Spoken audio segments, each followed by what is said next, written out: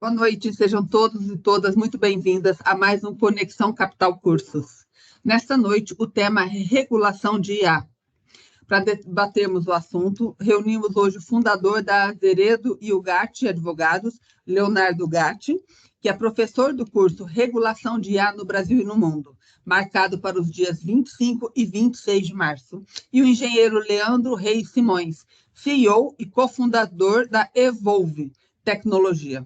Meu nome é Jane Carvalho, eu sou diretora de redação da Capital Aberto e vou conduzir o debate nesta noite. Lembrando que, ao final do evento, vamos liberar um cupom de desconto para o curso. Professor Leonardo, seja muito bem-vindo. Fique à vontade para fazer suas primeiras considerações sobre o curso de IA e a importância da regulação do tema no Brasil e no mundo. Boa noite. Boa noite, Giane. Boa noite, Leandro, e todos os presentes aqui virtualmente. Primeiro, eu queria agradecer a oportunidade de estar aqui para falar um pouco desse assunto. É um assunto tão vasto que vai ser difícil em pouco mais, menos de uma hora assim, a gente exaurir, né, tudo que a gente gostaria de falar. E eu acho que a ideia de ter um curso é justamente essa, né, a gente conseguir explorar de uma maneira um pouco mais aprofundada tanto a parte histórica quanto tudo aquilo que a gente caminhou até aqui em termos de regulação e como essa regulação acelerou aí nos últimos anos e, a bem da verdade, últimos meses, assim, que a coisa de um tempo para cá ganhou um protagonismo enorme, especialmente na Europa, Estados Unidos e Brasil. Acho que a gente vai dar uma pincelada um pouquinho em cada uma dessas coisas hoje aí, mas deixar o Leandro ter a palavra de você também mais um pouco. Obrigado. Passo a palavra aí para o CEO da Evolve, Leandro Simões. Bem-vindo e pode ficar à vontade para fazer a sua apresentação. Olá, Jane. Boa noite, Léo. Obrigado, eu agradeço muito o convite de vocês para estar participando aqui, né? Acho que é como o Léo falou, é um tema que está muito forte, né, nos últimos anos, mas mais aí de um ano para cá ganhou uma velocidade mais intensa ainda. E tem muita coisa para se falar, acho que vai ser difícil debater tudo que é possível aqui. Acho que tem um viés mais forte na discussão de hoje, que é a especialidade do Léo, né? Que é a parte mais ligada à questão jurídica da IA. Então, e eu espero poder contribuir. E a parte jurídica não é meu forte, né? Minha parte é a parte prática, vamos dizer assim, de estar atuando em campo, ter uma empresa que atua numa certa esfera ali, numa parte do IoT também. Então, trazer um pouco mais de contribuição, espero poder contribuir com a parte mais de uso, a parte mais da tecnologia em si, né? Que ajudar aí no debate, né? Agradeço aí, boa noite para todos. O tema é muito amplo, né? Vocês falaram, mas assim, tem o que não vou dizer central no debate, mas desafios aí para a IA continuar avançando de forma segura e que cumpra a sua função. Professor Leonardo, o que é essencial aí para a gente debater quando o assunto é IA? E quais são os desafios para a tecnologia caminhar de forma que atenda, que melhore também o ambiente para todos, sem os vieses aí negativos que a gente vai falar mais para frente. Giane, você tocou num ponto muito importante. Eu acho que, assim, se você for olhar o que tem de regulação, né, de início de iniciativas lá fora, você pega, por exemplo, a Casa Branca, que fez ano passado um white paper com alguns pontos que eles entendiam que eram importantes serem abordados em qualquer regulação que aconteça de IA, pelo menos nos Estados Unidos. E ali eles apontavam mais ou menos cinco questões que eles entendiam que eram centrais para esse assunto. Eu acho que tem três que a gente não pode deixar de comentar. A primeira, você comentou, a questão do viés, né? Hoje, essa tecnologia ela é desenvolvida a partir de profissionais que trabalham no mercado de tecnologia. E não dá para deixar de imaginar que um sistema que é desenvolvido por uma certa demografia, né, um certo tipo de pessoas, que ele não vai ter pelo menos algum viés ali. É muito difícil você se livrar desses vieses, apesar da inteligência ser artificial, ela é gerada por humanos. Os sistemas são programados, o Leandro vai falar um pouco de machine learning, mas como esse processo funciona e a programação que vem por trás disso e os dados que originam isso, eles são muito relevantes para o resultado final que vai ser atingido. Então, se esses dados eles são infectados por algum tipo de viés, você facilmente consegue acabar propagando algum tipo de preconceito, algum tipo de regionalismo e algumas visões ali, talvez complicadas sobre alguns temas. Esse é um perigo que a gente tem que ter. Eu acho que dois outros que são relevantes e que eu vejo que a gente precisa tomar cuidado é com a parte de proteção de dados. Como é que esses dados aí estão sendo alimentados por esse sistema de inteligência artificial e o que está sendo propagado ali dentro? Esses dados são dados anonimizados? Não são? Será que tem risco de que algumas pessoas tenham sido dados vazados ou de alguma maneira utilizados por esses sistemas sem a devida proteção? E o terceiro ponto, que talvez vá dar um pano para a manga ainda maior, é a questão de propriedade intelectual. E aqui a gente não está falando só de direito autoral, né, e de software, mas também da parte de marca, da parte de patente, porque a partir do momento que você começa a gerar novos resultados usando prompt, esses resultados que estão vindo do sistema, eles foram estudados, eles foram gerados a partir de quais dados básicos ali, né? Isso a gente está falando tanto de fotografia, vídeo, geração de texto, enfim, tem uma infinidade de questões. A maior prova disso, né, e que talvez seja um exemplo recente aí para quem acompanhou, foi a greve dos roteiristas dos Estados Unidos. Por que algumas pessoas estavam incomodadas ali? Porque você, com prompt simples, começava a gerar textos e roteiros de séries, filmes, e isso tudo, naturalmente, a linguagem não aprendeu sozinha. Ela é uma inteligência artificial, mas ela não é 100% autônoma. Ela depende de inputs que são colocados ali dentro do sistema dela. E muitas vezes esses inputs são obras de outros artistas que foram geradas antes e que levaram um resultado final. E aqui a gente tem um ponto que a gente fica um pouco filosófico, né? A arte, ela de alguma maneira também é inspirada em outras coisas que vieram antes, mas até que ponto você está se inspirando e até que ponto você está literalmente copiando o trabalho de outra pessoa e só o sistema está só cuspindo ali um resultado final que viola direitos de terceiros. Então, acho que esses são alguns desafios. É uma balança que ela, por um lado, ela precisa dar a devida proteção, mas sem ceifar, né? Sem, de alguma maneira, atrapalhar a inovação. Como é que a gente faz? Talvez acho que o Leandro possa ajudar do ponto de vista técnico aí, não sei. Antes de passar para o Leandro, você citou 3 pontos, né? 3 desafios, vamos dizer assim. Desses 3, do ponto de vista regulatório, que é o tema do curso e que é o que a gente se propõe a debater, o que é mais difícil? É a proteção de dados? É a propriedade intelectual? O que desses 3 desafios que você cita, na sua visão, é o que vai exigir do regulador, ou aqui ou em outro país, o maior esforço? Eu acho que a questão da proteção de dados, como ela já vem sendo uma questão muito importante nos últimos anos, talvez ela tenha um protagonismo maior. E até se você olhar como a legislação na Europa vem se desenvolvendo, lá a proteção de dados é um tema muito relevante. Mas na minha visão, e aqui eu posso ser voto vencido nisso, eu acho que tem um desafio muito grande na parte de propriedade intelectual, e também nessa parte do viés e regionalismo, né? Você gerar uma inteligência artificial que ao mesmo tempo ela é confiável, ela é boa, e ela é totalmente despida de vieses, é muito difícil, porque o ser humano não é despido de viés, sabe? E ela, no final das contas, por mais que seja uma máquina, por mais que esteja dentro de um processo de machine learning e tal, ela não deixa de ser criada por seres humanos. Então, eu acho que você ter um sistema que é totalmente neutro. Vou dar um exemplo. Um prompt que você pode colocar numa IA. Desenvolva para mim um menu de café da manhã. O café da manhã de um inglês é totalmente diferente do café da manhã de um americano, é totalmente diferente do café da manhã de um brasileiro ou de um indiano. Então, esse simples prompt vai te gerar um resultado final que ele já tem algum viés, né? E aí, claro, com o aprimoramento do prompt, você vai melhorar os resultados que você vai ter. Mas ele não deixa de ser um resultado enviesado. E, ao mesmo tempo que pode ser, a gente está falando aqui de um caso ultra inocente, né? É só um menu, é uma comida. Isso pode acabar tendo usos perversos e tal, que são preocupantes. Então, acho que essa questão do viés é preocupante. E a questão da propriedade intelectual também me coloca numa situação que eu acho que é muito sensível, porque aqui, especialmente tratando dessas criações de espírito, né, obras de literatura, tem duas coisas que a gente acaba tendo que sopesar. Primeiro, até que ponto uma obra criada por uma máquina ela pode ser protegida, e a gente tem alguns casos aí na Inglaterra que dizem que não dá, né? Então, tem esse ponto aí, que é um primeiro ponto. E segundo, até que ponto essa obra ela é uma obra original.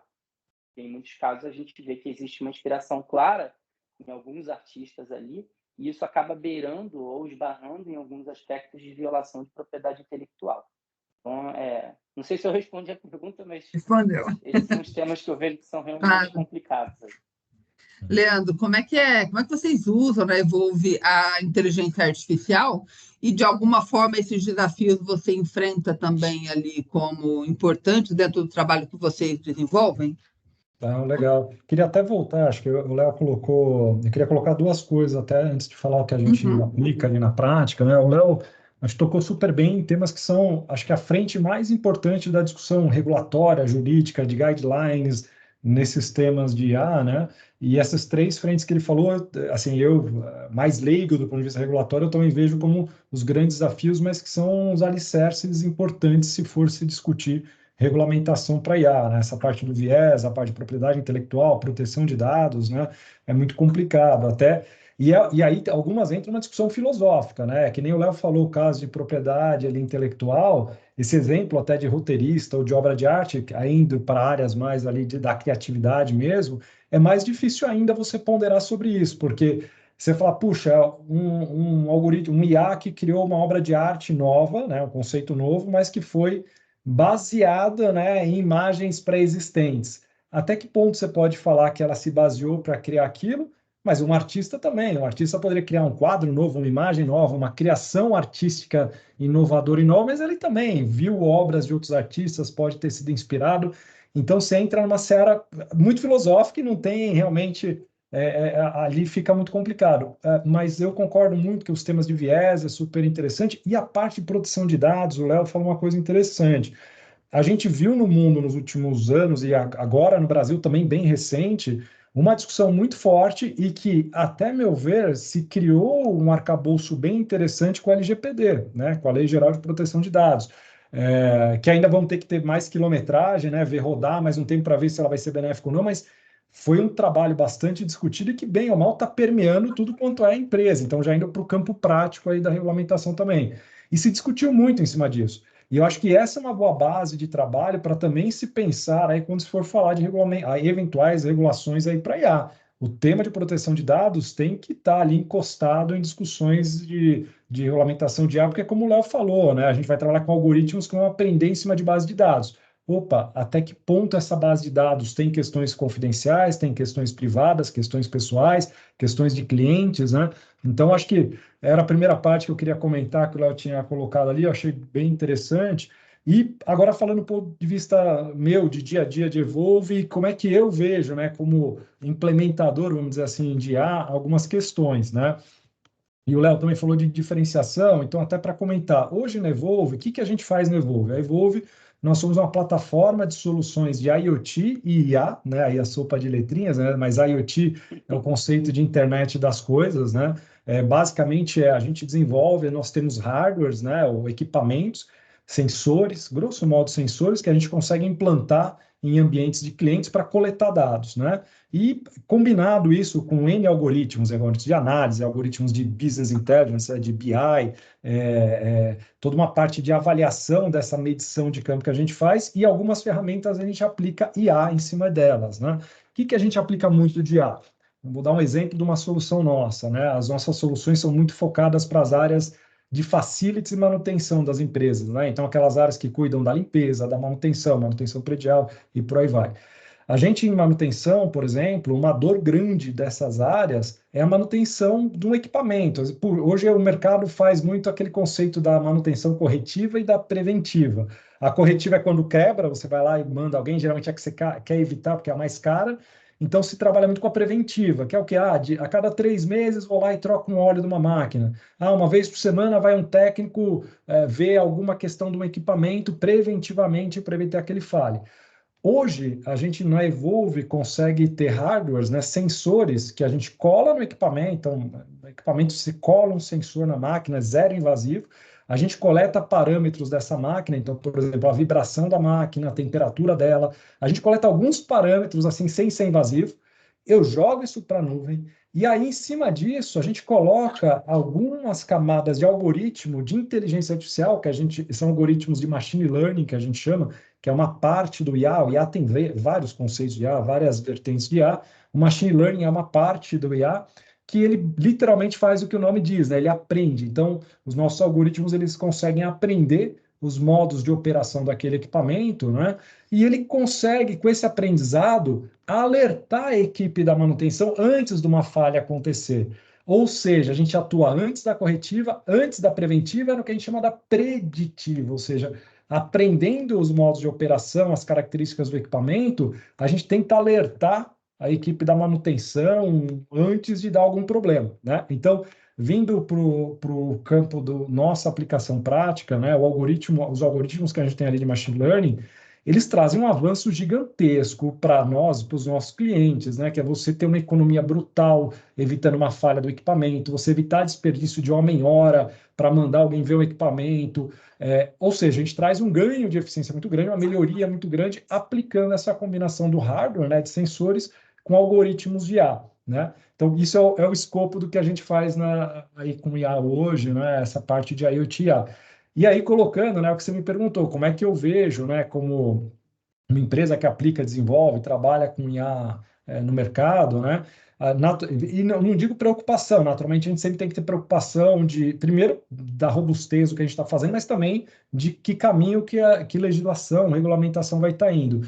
No nosso caso, naturalmente, aí eu tenho um viés meu, eu tenho um viés mais de liberalismo econômico, né? Eu sempre tenho aquela visão de que eu acho que, puxa, os mercados têm uma capacidade de se autorregular, a economia, a tecnologia, principalmente, tem um caminho de se autorregular, e eu tenho esse viés muito forte, mas eu acredito muito que o Estado realmente tem que atuar naqueles elementos que são críticos para a sociedade, para a política, então tem que ter uma ponderação até onde essa fronteira vai. O que eu vejo como eventual risco, né, até nessas discussões de regulamentação, eu acho que não se pode criar regulamentações ou travas que tentem inibir a evolução tecnológica, né, ou queiram regular demais em cima de temas que não é o escopo de um regulador, né?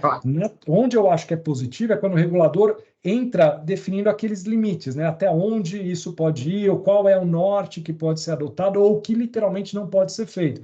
Então, vou dar um exemplo. Eu acho bacana quando se discute regulamentação, a regulamentação fala, olha, se você for trabalhar com algoritmos que vão coletar dados pessoais de alguém, dado da saúde, dado financeiro de alguma coisa, opa, você tem que ter uma anuência clara, explícita de quem você está coletando esse dado. Então, isso eu acho que é uma regulamentação super legal. Agora, o que eu vejo como risco e preocupação, quando de repente falar, não, para trabalhar com dados, para fazer análise de dados de forma que você descaracterize, por exemplo. Anonimizado, né? Uhum. Exatamente, você tem que ter tal e tal regra. Pode ser que tal e tal regra elas não seja aplicável para a evolução daquela tecnologia. Você pode acabar travando a evolução, você pode acabar criando um problema e engessando o país, né? Se a gente pensar em regulação brasileira, a gente ficar muito atrasado com relação a outros desenvolvimentos que vem por aí. Então, acho que é um pouco essa nuance A ideia é limitar, mas não proibir. É definir fronteiras do que pode, do que não pode, Exato. mas sem impedir o desenvolvimento. Exatamente. Leonardo, lá fora está caminhando nessa direção a regulação? Como é que a gente olha o que está sendo feito em outros países, debatido em termos de regulação de IA? É engraçado isso, né? Se você for olhar de modo geral na Europa, e aí eu vou excluir a Inglaterra porque ela tem um caso específico dela ali, mas de modo geral eles estão basicamente fazendo 3 análises assim. Daquela IA que é completamente proibida, daquela IA que ela é permitida com certas restrições e daquela que não vai ter nenhuma preocupação regulatória em relação a ela. Tá? Basicamente são essas 3. Aquela que é completamente proibida, por exemplo, o caso da China. Eu não sei se eu poderia falar China aqui, mas enfim. É porque lá eles têm um caso de IAs que são voltadas para reconhecimento facial, para você criar perfis de pessoas. Assim. Esse cara aqui, eu tenho que estar de olho nele porque ele pode cometer um crime a qualquer momento. Quase um minority report. Isso lá na Europa eles estão dizendo. Isso não pode, aqui a gente não pode ter desenvolvimento de nada semelhante a isso. Ainda que tenha um viés de segurança, e aí, quando a gente está falando de segurança, tem algumas legislações regulatórias e tal, mas isso eles entendem que esse perfilamento de pessoas com viés mais de impedir que eles se movimentem, de restringir direitos, isso não pode de maneira alguma. A regulação para aquelas coisas que você, de alguma maneira, precisa utilizar dados pessoais, precisa utilizar fontes de informação relacionadas a pessoas específicas ou especificáveis, aí é um outro caminho de você pode fazer desde que você tome certo cuidado.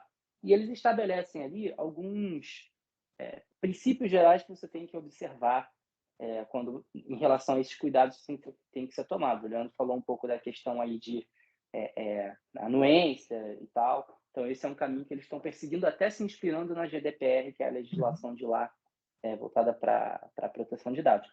E a terceira, que são as coisas mais genéricas, é que eles falam, olha, se você não está lidando com informações específicas de ninguém, se você não está violando direitos de terceiros, ele é um processo de machine learning mais amplo, ou, por exemplo, no caso do Leandro, né, só para aquela máquina, você está treinando daquele item ali, ele não é um ser humano, ele não viola direito, ele não está...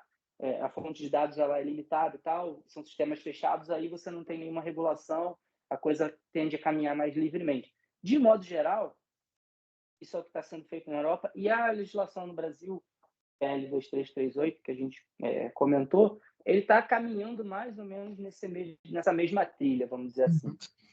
O Leandro comentou o risco de que qualquer legislação deve tomar o cuidado de não interromper o desenvolvimento da tecnologia, não ser um entrave.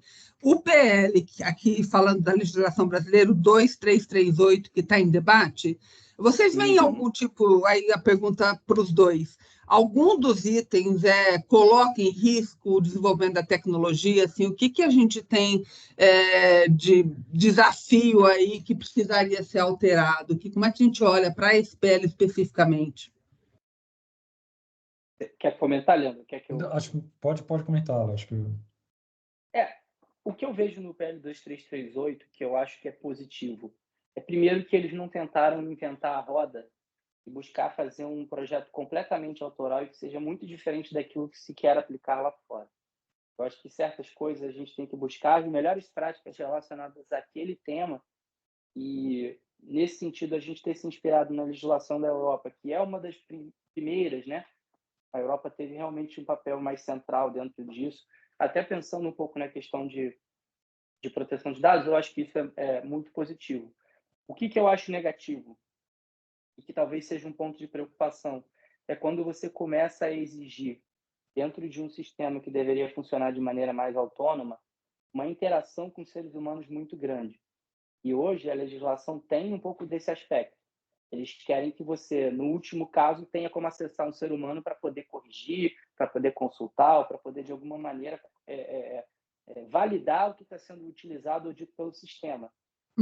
Acho que tem um aspecto disso, que é um aspecto de você ter uma participação humana. Isso é honroso, mas se a ideia é você criar um sistema que ele seja dinâmico, rápido, autônomo, dependendo de como isso é implementado, isso pode acabar mais limitando e ajudando no desenvolvimento do sistema. Então, me preocupa um pouco quando você quer colocar um viés muito social, e aí que eu não estou fazendo juízo de valor se é importante, porque eu acho que é importante preservar emprego, tem toda essa questão que eu acho que vale a reflexão e como que isso pode se comunicar com o desenvolvimento da tecnologia. Mas, ao mesmo tempo, você precisa entender, como...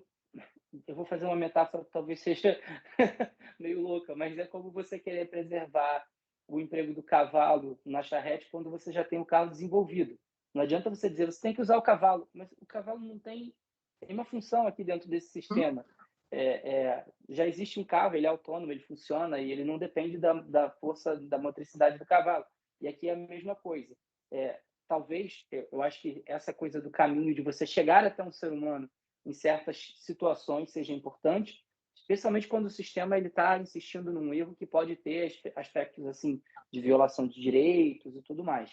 E a gente vê que isso acontece. Tá? Algumas inteligências artificiais nas últimas semanas estavam com propagando discurso de ódio e tal, e isso está sendo tudo revisto. Então, esse aspecto de você não perder a humanidade do sistema é importante. Mas, ao mesmo tempo, isso não pode ser uma condição sine qua non para o uso dele, porque senão você começa a retardar a resposta, você começa a retardar o uso do sistema e o próprio desenvolvimento dele como um todo. É uma de criança. preservação, é uma provocação, uma preservação do espaço do cavalo, ainda nessa alegoria que você criou. É isso que está por Desculpa, trás do regulador ou não? Ou é só eu um acho, ponto de eu acho, atenção? eu acho que existe essa preocupação e eu entendo a razão dela existir, porque a gente, como a gente tinha falado até, né, preliminarmente aqui, a IA não é uma coisa nova, né? São 70 anos que a gente já está com esse conceito sendo criado, pelo menos 70 anos. Se a gente for parar para pensar na literatura, pensar lá no Homem de Lata, né? Um homem que ele é totalmente artificial e que ele pensa e tal, Alice no País das Maravilhas. A gente está falando o Frankenstein também, né? Um ser humano, um ser que foi criado ali, que pensa autonomamente. Então, esse conceito, né, de você ter um ser que é inanimado, que começa a pensar, começa a desenvolver e ser responsivo, ele não é novo. Uhum. Mas a IA generativa, que é essa que preocupa hoje os reguladores mais, eu imagino, ela é realmente um fenômeno mais recente na nossa história aqui. Então, acho que por trás disso tem, poxa, aonde o ser humano entra dentro dessa dinâmica nova que está se criando? Acho que entra um pouco naquilo que a gente falou, né, mais cedo. Quando a internet surgiu, a gente não imaginava tudo que viria. Essa live só está sendo realizada porque ela existe. Então, quanta coisa boa pode surgir e a gente está com seres humanos aqui envolvidos, né? Isso não é uma live entre computadores. Não. Então, assim, a gente tem que, talvez, tem que inverter um pouco a ponta e não pensar tanto como é que a gente faz para o ser humano continuar sendo essencial, mas a gente, como ser humano, pensar como a gente consegue usar melhor a ferramenta e quais outros desenvolvimentos a partir dela que a gente vai ter. Acho que é um pouco esse caminho que a gente tem que pensar aqui. Quer acrescentar algo, Leandro, sobre o Não, PL? não, acho que o Léo colocou super bem e ele tem uma proficiência muito maior na avaliação do PL do que eu para colocar, mas ele colocou um ponto que acho que é bem interessante, que é um ponto de preocupação como construir, né, ali uma regulamentação, que é justamente essa preocupação às vezes de querer preservar o humano em demérito do avanço que a tecnologia pode trazer. Na maneira, pelo minha leitura leiga, né, Léo, e aí me corrija se estiver enganado, mas pelo que eu vi como está construindo até a ideia do nosso PL aqui, é um lado que eu até vejo como positivo. Eu, embora sou fanático por tecnologia, o jeito que eu vejo maior potencial da aplicação, principalmente de novas tecnologias, é na combinação do humano com a tecnologia. Eu vejo no meu caso, o melhor uso da nossa solução é quando eu consigo usar algoritmo, tecnologia para detectar, avisar, processar um volume grande de dados, para mostrar para o humano o que é relevante que ele tem que olhar, e aí o humano pode fazer um julgamento final. Isso é super, eu acho que é um uso ótimo da IA, né? E no caso da regulamentação, eu acho que o que é interessante tem esse risco. Se a gente for falar, tudo bem, você pode fazer qualquer processo com IA, mas se envolver uma pessoa, um processo com uma pessoa física, no final tem que ter um ser humano obrigatoriamente para validar, você pode matar todo o ganho que a tecnologia trouxe. Mas não é, pelo menos a minha leitura leiga de como eu tenho visto a regulamentação, eu acho que está interessante. O que está se propondo é, para alguns processos, vou dar um exemplo aqui, por exemplo, concessão de crédito. Se uma pessoa se inscreve para ter uma concessão de um crédito e para ela é informado que aquela análise de crédito dela foi feita por um algoritmo, ela tem uma opção no final e ela, por exemplo, foi negado aquele crédito, ela tem uma opção de aí pedir para um humano interagir e avaliar. Não sei se é certo ou errado, se é positivo ou não, mas me parece um caminho interessante, que é, puxa, eu, como um consumidor, pode ser que por algum desses elementos que a gente falou antes, um viés, um erro de algoritmo, um algoritmo mal treinado, eu tenha caído naquela massa de Uhum. processamento de uma maneira errônea. Então, é interessante ter essa opção de um humano fazer aí o processo mais moroso, demorado, para avaliar uma situação específica. Estou dando um exemplo, uma situação de crédito, né? Mas isso pode se aplicar em outras áreas, e aí a regulamentação ela pode dar um norte interessante, mas aí sempre esse cuidado, como o Léo falou, se obrigar isso sempre a acontecer em todo o processo, aí às vezes muitas vezes não faz sentido. Você vai aplicar a tecnologia para obrigatoriamente sempre ter que refazer um trabalho humano, aí é uma legislação ineficaz, né, para o avanço. Então, Esse exemplo que você comentou, Leandro, também tem a questão que eu acho que ficou famosa há um tempo atrás de análise de currículos, né? Perceberam que as ferramentas começaram a criar perfis muito é, preconceituosos, assim, esse tipo de demografia não me interessa, esse tipo de currículo não me é, interessa. Então, de fato, a sensibilidade humana ela não se perde, ela é muito importante para o desenvolvimento da tecnologia e para um bom funcionamento. Mas acho que um conceito que está no PL que me agrada muito e que foi inspirado na legislação da Europa é: quanto maior for o risco da atividade que você está realizando, mais severo é o dever que você tem com você como fornecedor ou operador tem. Então, me parece que esse é um aspecto que é muito bom da proposta, né, do PL, e que a gente precisa olhar como ele vai ser implementado na versão final. Eu tenho umas preocupações quanto à questão de timing, né, porque como a coisa está caminhando assim, mas se essa linha mestra que vem seguindo, me parece uma regulação interessante. Nosso tempo já está se esgotando. Eu queria aproveitar aí para pedir para você, professor, falar um pouquinho sobre o curso. Dos temas que a gente está tratando aí, das visões que a gente está trazendo nessa Conexão Capital Cursos, o que vai estar abarcado no curso Regulação de IA no Brasil e no mundo? Dá um overview assim, do curso para o pessoal que está nos acompanhando. Maravilha.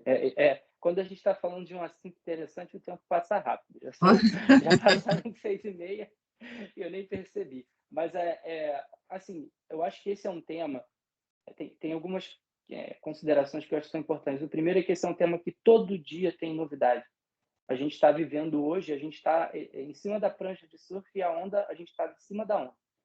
Então, a gente precisa se atualizar a todo momento. Semana que vem, assim, só para dar uma ideia de uma questão assim, prática relevante. O PL 2338 teve um substitutivo no final do ano passado e tal, mas é esperado que ele seja votado em abril. Então, a gente está falando de uma legislação que pode estar entrando em vigor daqui a pouco. A preocupação que se tem é com as eleições, o uso de deepfake, dessas ferramentas de IA generativa, tanto de texto quanto de voz, de vídeo e tal. Então, a combinação disso tudo, ela pode realmente criar coisas que podem atrapalhar até o cenário político do país. Então, é importante que a gente tenha uma regulação até lá, né, ou alguns parâmetros, pelo menos, que devem ser seguidos por essas ferramentas para evitar um uso perverso. Mas eu acho que, falando mais especificamente do curso, o que a gente está tentando trazer, primeiro, é um arcabouço histórico para a gente entender por que as coisas chegaram até esse momento, um overview das legislações que existem lá fora e como elas vieram se construindo e por que a gente tem o PL 2338 da maneira que ele está. Possivelmente até lá, né, a gente está falando de 2 semanas, mas as coisas caminham tão rápido que a gente provavelmente vai ter novidades até lá para poder comentar. E acho importante não só falar das coisas como estão, e também falar de como elas não estão, né? Por que certas coisas não foram abordadas na legislação ou por que certas coisas se sugere que não sejam abordadas, que eu acho que elas ajudam a compor aí raciocínio do que a gente deve e não deve fazer, idealmente, né? Estamos falando aqui de um mundo ideal, e pensar um pouco nessa coisa dessa balança, né? Nesse regime de freios e contrapesos, ou desse equilíbrio, para você não ter, por um lado, uma regulação que seja muito dura e que impeça o desenvolvimento da tecnologia, e, por outro, uma regulação que seja muito branda e permita que essa tecnologia possa, eventualmente, ser usada de maneira perversa, ou de maneira a propagar preconceito, de maneira a propagar violações de direitos. E a gente está aqui falando de propriedade intelectual, direitos individuais, está falando também de proteção de dados. Leandro, por favor, suas últimas considerações? Acho que, primeiro, parabéns por organizar o debate, né? Acho que é um tema que está quente, mas eu acho que mais importante que só falar de IA, achei que o tema foi muito interessante para estar falando de IA do ponto de vista de regulamentação, que é como o Léo falou, está aí, né? Está se discutindo, eu acho que é bem colocado, está se colocando um prazo muito curto até para uma votação no projeto de lei que pode ter um impacto tão grande para uma nova economia que está se surgindo. Então é importante estar se falando não só de todo mundo sai falando das coisas bacanas que está acontecendo, mas pouca gente está falando, porque tem uma regulamentação em discussão, tem um projeto de lei em votação, a meta é até o meio do ano, está falando se abril, mas a meta aí do governo acho que era até meio do ano, se não me engano, está com isso implementado. Então é um espaço muito curto de tempo, então é importante estar tendo fóruns de discussão como esse e cursos como esse aí que o Léo vai estar puxando, né? Então, de parabéns pelo tema. De obrigada, eu agradeço aí aos dois convidados e a todos que nos acompanharam em mais o Conexão Capital Cursos. E lembrando que no chat do evento tem um cupom de desconto para participar do curso. O cupom é o IA15, disponível até sexta-feira para quem quiser se inscrever. Eu agradeço a presença de todos, boa noite e até o próximo evento. Jane, muito obrigado. Leandro, muito obrigado. Foi um prazer estar com vocês. Um abraço. Tchau. Tchau, Um tchau. abraço. Tchau, tchau.